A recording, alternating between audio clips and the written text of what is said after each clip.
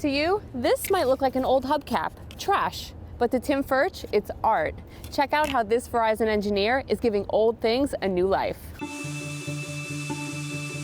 I remember when I was a little guy, my dad coming in the house with a wrench and saying, "Hold your hand up." He's like, "Oh, your hand will fit."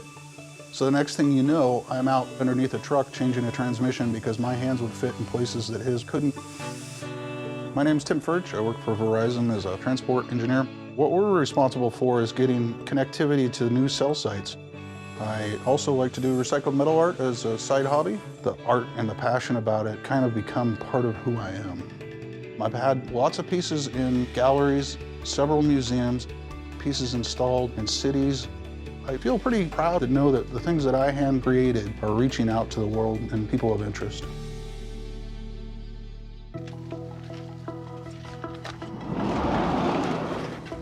Welcome to the shop. Everything's kind of messy.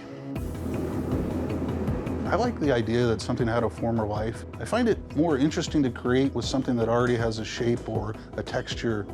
It's more challenging and it taps into the creative side more for me. Often it's just the piece and what it was kind of speaks to me, and sometimes it's a customer wants something specific, so then I go try to find the parts that help construct that.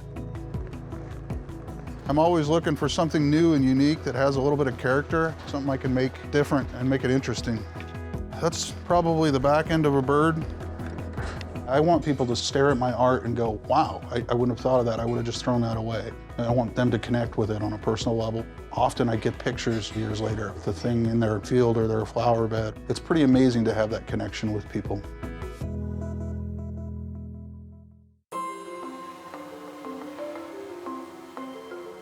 Believe it or not, there's a lot of parallels between the art and what I do at Verizon.